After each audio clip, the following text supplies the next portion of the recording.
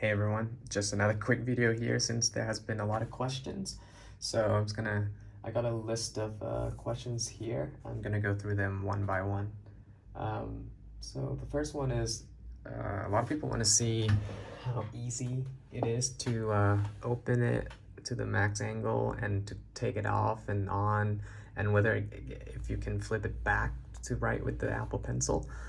So this is the maximum angle that it will open backwards, and then you have infinite angle in between that and this, basically. So some people were asking if if you kind of lie flat on the floor and look up, would you be able to see it comfortably? Yes, so you can. So you can even do that. So if you lie on the floor, you can do it like that, and then you can adjust if you sit normally. So it's a pretty good angle.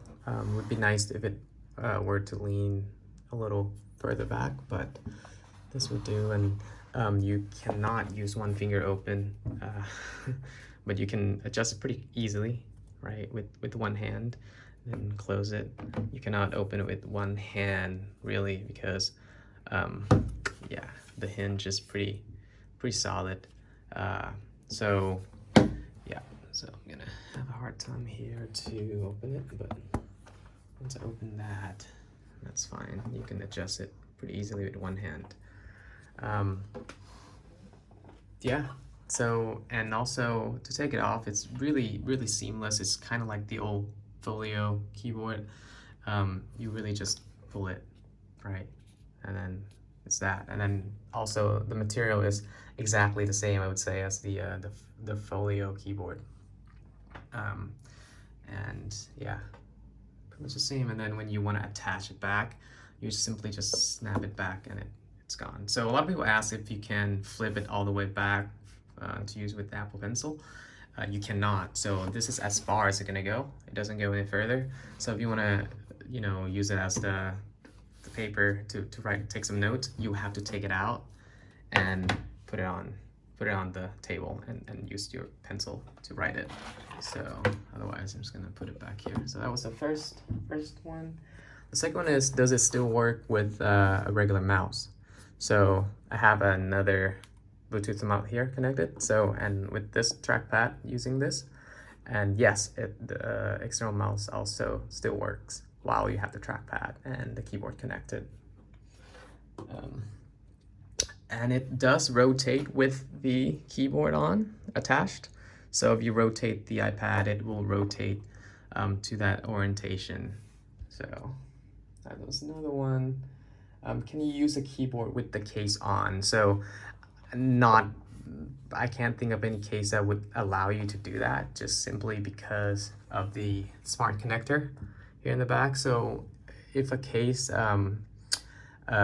blocks that, it's not gonna work. If the case, put the distance between the two, even if it's floating, it's not making a contact, it's not gonna work.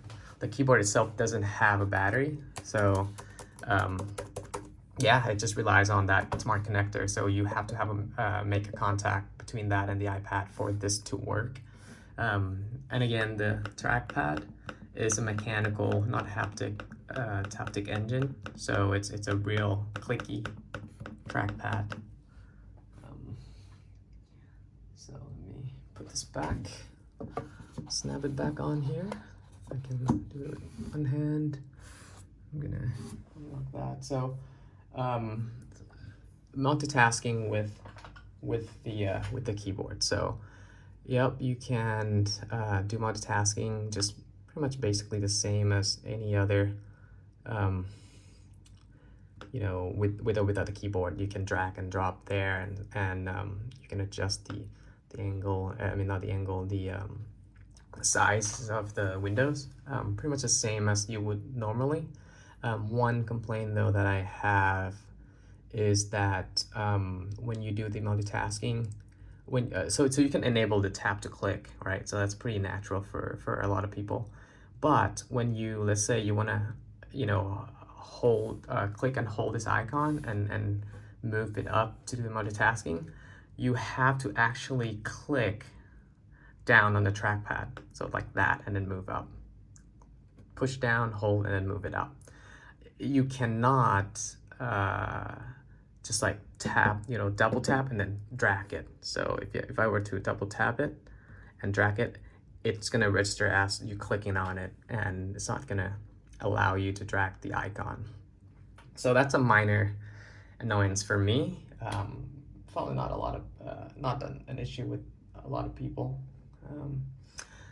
Let's see, and also there's some people that ask about the USB port, the USB-C charging ports, and the hinge. So I'm just gonna zoom in closely.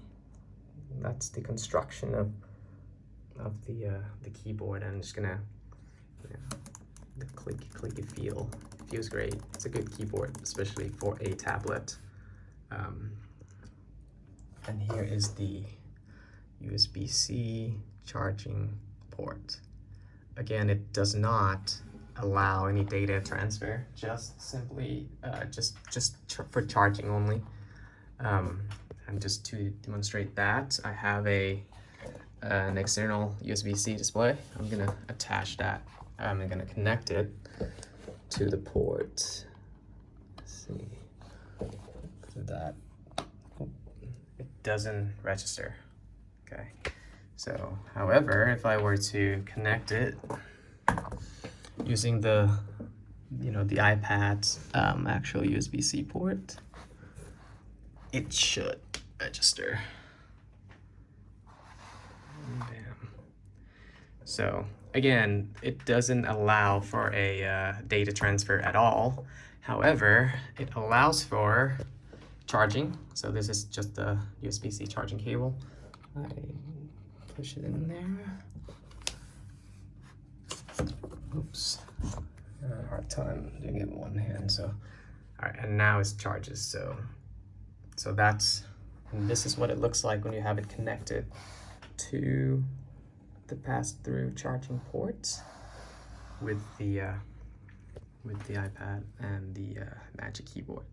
So again, pretty easy to close with one finger.